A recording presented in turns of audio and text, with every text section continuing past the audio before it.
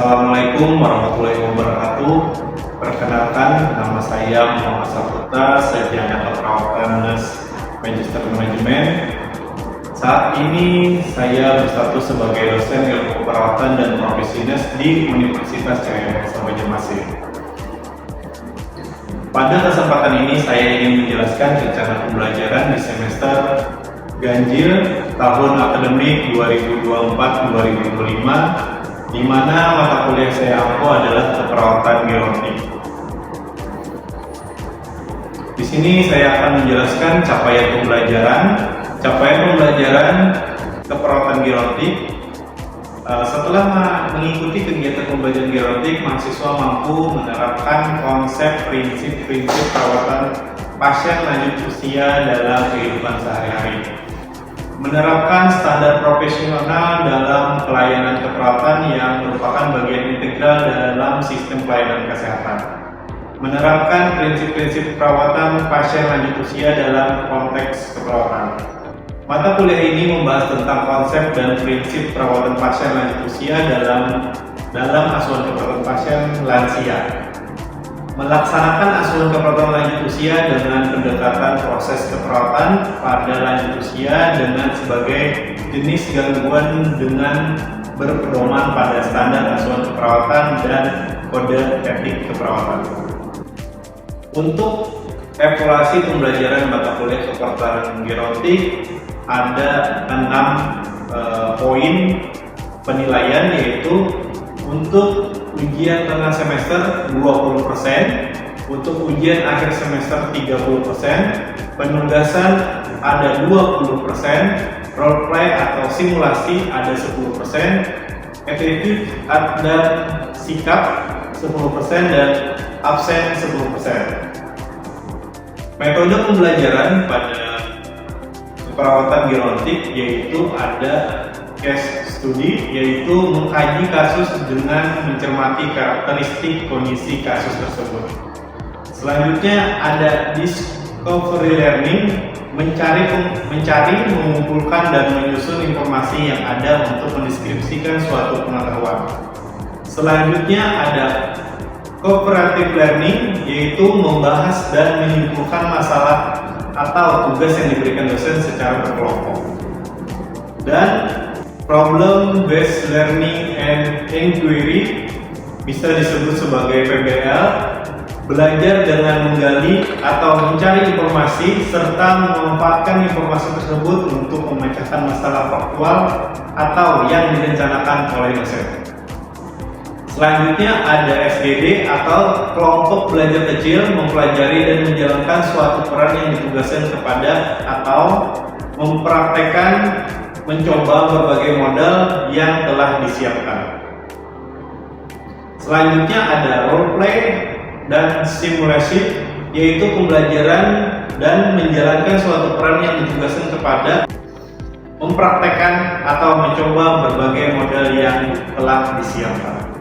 Selanjutnya saya ingin menjelaskan capaian pembelajaran mata kuliah keperawatan gerontik, yaitu capaian pembelajaran di sini ada 16 kali pertemuan, 14 kali materi, dan 2 pertemuan yaitu ujian tengah semester dan ujian akhir semester. Untuk pertemuan yang pertama yaitu membahas tentang memahami konsep keperawatan gerontik, di mana subpokok bahasannya yaitu ada 5 subpokok bahasan. Yang pertama definisi keperawatan gerontik, yang kedua fokus keperawatan gerontik, yang ketiga tujuan perawatan lansia, yang keempat sifat pelayanan keperawatan gerontik, dan yang kelima landasan penanganan lansia. Selanjutnya di pertemuan kedua yaitu membahas tentang memahami konsep lansia dan penuaan. Di situ ada 6 poin subpokok bahasan yang akan dijelaskan, yaitu definisi lansia, yang kedua batasan lansia, 3 tipe-tipe lansia, yang keempat permasalahan lansia di Indonesia, yang kelima mitos-mitos tentang lansia dan kenyataan teori penuaan, dan yang terakhir proses penuaan. Di pertemuan ketiga yaitu membahas tentang memahami perubahan dan masalah kesehatan pada masa lansia. Di situ ada 7 subpokok bahasan yang akan dipelajari, yaitu 1. Perubahan fisik pada lansia, 2. Perubahan motorik pada lansia, yang ketiga perubahan minat pada lansia, yang keempat perubahan psikologis pada lansia, yang kelima perubahan psikososial pada lansia, yang keenam masalah umum pada lansia, dan yang terakhir penyakit pada lansia. Pertemuan keempat yaitu memahami komunikasi terapeutik pada lansia. Di sana ada 4 subpok bahasan yang akan dijelaskan, yaitu yang pertama konsep dasar komunikasi, yang kedua prinsip komunikasi untuk lansia, yang ketiga teknik komunikasi pada lansia, dan yang keempat penggunaan komunikasi terapeutik pada lansia dengan gangguan penglihatan, pendengaran, bicara, penurunan daya ingat, dan lansia yang tidak sadar. Pada pertemuan kelima yaitu mengidentifikasi kebutuhan nutrisi pada lansia, di mana untuk poin tersebut ada 4 subpok bahasan yang akan dijelaskan. Yang pertama masalah gizi pada lansia, yang kedua status gizi pada lansia, yang ketiga perencanaan makanan pada lansia, dan yang terakhir pemberian obat pada lansia. Selanjutnya masuk di minggu ke-6, memahami pelayanan kesehatan lansia, di mana di situ ada 4 subpokok bahasan yang akan dijelaskan. Yang pertama prinsip-prinsip pelayanan kesehatan lansia, pelaksanaan pelayanan kesehatan lansia, tingkat pelayanan kesehatan lansia, dan terakhir bentuk-bentuk pelayanan kesehatan lansia. Pada pertemuan ke-7 yaitu membahas lagi tentang terapi modalitas untuk lansia, di mana pada pertemuan tersebut membahas 5 subpok bahasan. Yang pertama pengertian terapi modalitas, yang kedua program pada lansia, yang ketiga peran tim medis, yang keempat macam-macam terapi lansia, yang kelima teknik latihan farmakal dan farmakologi. Pada pertemuan ke-7 yaitu pelaksanaan ujian tengah semester. Dan selanjutnya pada pertemuan ke-8 membahas tentang asuhan keperawatan dasar lansia, di mana pada subpokok bahasan ini ada 4 subpokok bahasan yang akan dijelaskan, yaitu yang pertama asuhan dasar keperawatan dasar lansia aktif, yang kedua asuhan dasar keperawatan dasar lansia pasif, yang ketiga pendekatan perawatan lansia, dan yang keempat peran perawat lansia.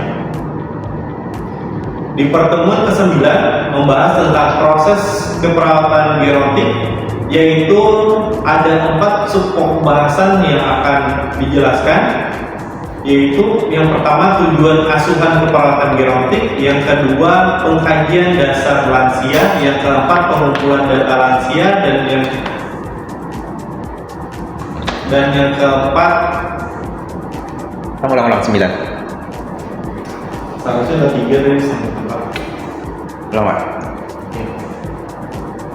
Selanjutnya pada pertemuan ke-9 yaitu membahas tentang proses asuhan keperawatan gerontik, di mana pada pertemuan 9 ini ada 4 subpokok bahasan yang akan dijelaskan. Yang pertama tujuan asuhan keperawatan gerontik, yang kedua pengkajian dasar lansia, yang ketiga pengumpulan dasar lansia, dan yang keempat data pengkajian fungsi intelektual, sosial, dan tingkat depresi lansia. Masuk di pertemuan ke-10 yaitu masih tetap di poin asuhan keperawatan gerontik, di mana di sini ada 4 subpokok bahasan lagi yang akan dijelaskan. Yang pertama diagnosa keperawatan gerontik, yang kedua perencanaan asuhan keperawatan gerontik, dan yang ketiga pelaksanaan asuhan keperawatan gerontik, dan yang keempat evaluasi asuhan keperawatan gerontik. Selanjutnya masuk di pertemuan ke-11 dengan poin asuhan keperawatan lansia dengan gangguan biologis, di mana pada poin kali ini ada 4 subpokok bahasan yang akan dijelaskan, yaitu yang pertama asuhan keperawatan lansia dengan hipertensi, yang kedua asuhan keperawatan lansia dengan tuberkulosis, yang ketiga asuhan keperawatan lansia dengan rheumatoid arthritis. Yang keempat, asuhan keperawatan lansia dengan osteoporosis. Selanjutnya masuk di pertemuan 12, yaitu asuhan keperawatan lansia dengan gangguan psikologis, di mana pada pertemuan ini membahas tentang dua sub-bahasan, yaitu asuhan keperawatan lansia dengan post power syndrome, yang kedua yaitu asuhan keperawatan lansia dengan depresi. Selanjutnya di pertemuan 13 masuk di asuhan keperawatan lansia dengan masalah sosial kultural, yaitu di mana di sini pada sub-pembahasan membahas tentang asuhan keperawatan lansia dengan isolasi sosial menarik diri. Selanjutnya pada pertemuan terakhir, di mana di pertemuan terakhir ini membahas tentang asuhan keperawatan kritikal pada lansia, di mana di sini ada 3 sub-pembahasan yang akan dijelaskan. Yang pertama itu adalah asuhan keperawatan lansia dengan stroke hemorragik, yang kedua asuhan keperawatan lansia dengan COPD, yang ketiga adalah asuhan keperawatan lansia dengan menjelang ajal. Demikian penjelasan saya untuk RPS atau rencana capaian pembelajaran untuk keperawatan gerontik. Evaluasi pada setiap pertemuan menggunakan kuis dan penugasan dalam bentuk resume pada hari tersebut. Demikian penjelasan saya mengenai mata kuliah ini. Selanjutnya silahkan disimak video pembelajaran berikut. Assalamualaikum warahmatullahi wabarakatuh. Waalaikumsalam warahmatullahi wabarakatuh. Selamat pagi semuanya. Pagi. Ya, terima kasih. Kita hari ini pembelajaran mata kuliah gerontik, di mana kita menyambung dari minggu kemarin. Minggu kemarin adalah pertemuan minggu ketiga dan hari ini adalah pertemuan minggu keempat.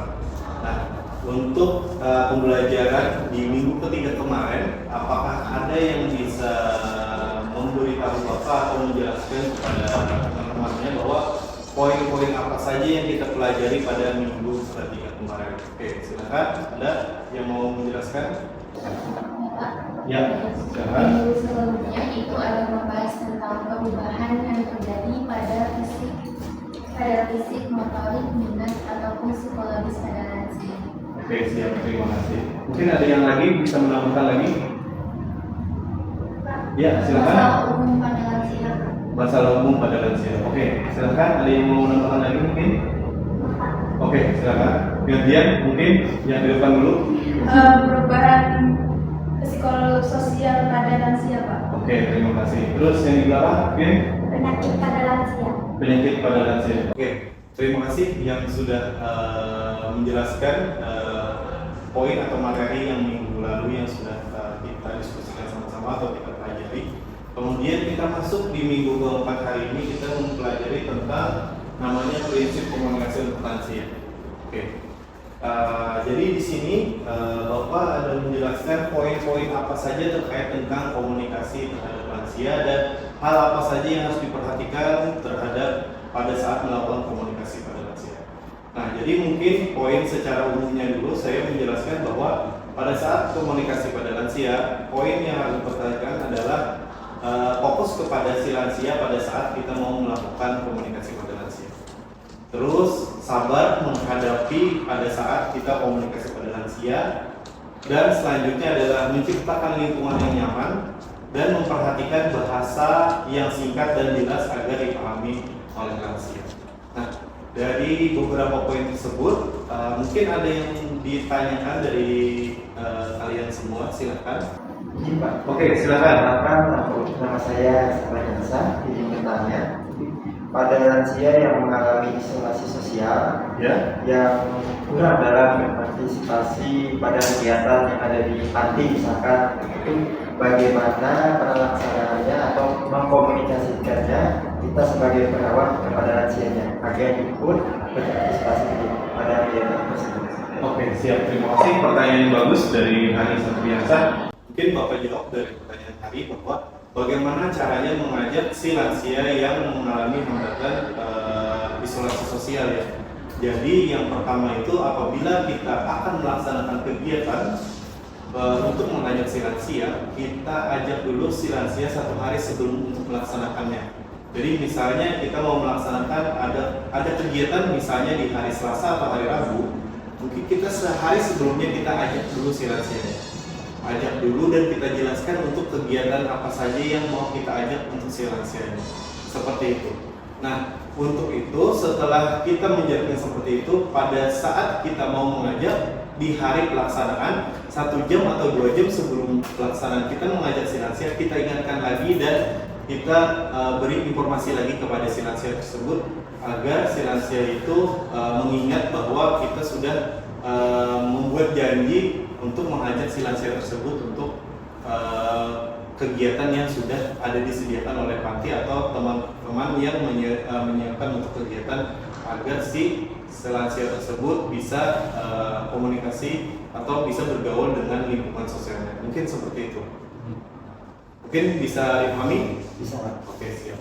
Nah, selanjutnya untuk tahapan-tahapan apa saja yang harus diperhatikan pada saat kita melakukan atau berhadapan dengan lansia dengan memiliki hambatan, misalnya memiliki hambatan penglihatan dan memiliki hambatan pendengaran, mungkin bisa digunakan bahasa-bahasa nonverbal yang mengajak agar memberikan arahan agar si lansia memahami bahwa apa yang kita jelaskan itu bisa tersampaikan kepada si lansianya.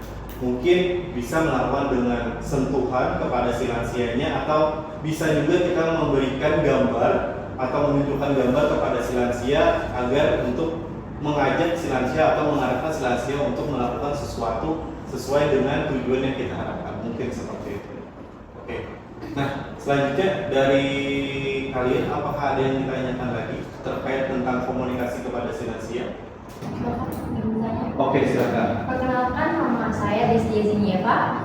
Jadi tanya Bapak, kan tadi yang hambatan yang Bapak sebutkan, apabila misal lansianya tidak mendengar, otomatis kan kita harus bisa berbahasa isyarat. Apabila kita kan melalui sentuhan, sedangkan kita kan bilang tidak bisa menggunakan bahasa isyarat tersebut. Apa yang kita lakukan untuk si pasien lansia tersebut? Oke, siap. Nah, mungkin yang bisa kita lakukan adalah kita kaji dulu si lansianya itu apakah dia bisa membaca atau bisa menulis. Nah, jadi untuk itu kita siapkan fasilitas mungkin untuk pulpen atau kertas. Kita arahkan untuk apa yang kita ajarkan kepada si lansia bisa kita tuliskan di kertas tersebut. Dan apabila si lansianya susah untuk mengungkapkan apa yang dia katakan, untuk si lansia dipersilakan untuk menulis di kertas yang sudah kita sediakan. Nah, bisa juga kita menggunakan apabila kita sudah menyiapkan media seperti gambar, arahan atau ajakan, bisa digunakan itu sebagai fasilitas untuk menghubungkan komunikasi kita atau tujuan kita kepada si lansia tersebut. Ya, mungkin seperti itu.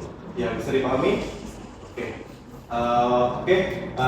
Untuk teman-teman atau untuk mahasiswa hari ini, mungkin perkuliahan hari ini bisa kita tutup atau untuk pertemuan hari ini bisa dipahami?